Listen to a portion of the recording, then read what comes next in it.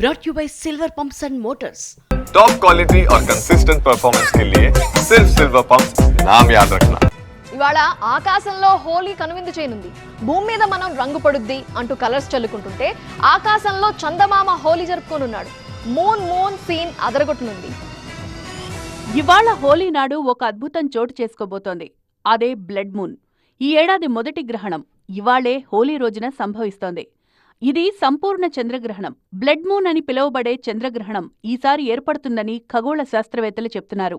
భూమి, సూర్యుడు, చంద్రుడు ఒక సరళ రేఖపై ఉన్న సమయంలో చంద్రుడిపై భూమి నీడ పడ్డం వలన దాన్ని పూర్తిగా కప్పేస్తుంది.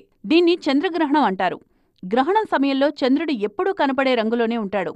కానీ ఈ బ్లడ్ మూన్ సమయంలో మాత్రం చంద్రుడు పూర్తిగా ఎరుపు లేదా నారింజ రంగులో వచ్చి కనువిందు చేస్తాడు.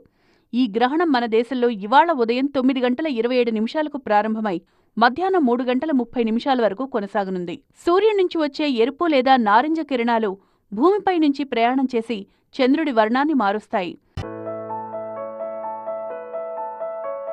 ప్రతి ఒక్క ఐవీఎఫ్ క్లినిక్ లో మేము మీకు ఈ డిస్కౌంట్ ఇస్తాము, ఆ డిస్కౌంట్ ఇస్తామంటారు. కానీ మేము బిడ్డని ఇస్తాం అని ఎందుకు చెప్పడం లేదు?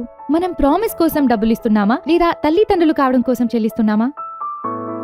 Nova IVF. దాగిన ఖర్చులుండవు, మీరు నమ్మగల నైపుణ్యం మాత్రమే. దీనిని రేలీ స్కాటరింగ్ అంటారు. చంద్రగ్రహణం పగటిపూట సంభవిస్తుంది కాబట్టి ఇది మన దేశంలో కనిపించదు.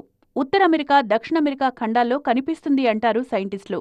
ఇది ఒక ఖగోళ వింత మాత్రమే అని, అంతకంటే దీనికి ప్రాముఖ్యత లేదంటున్నారు వాళ్ళు.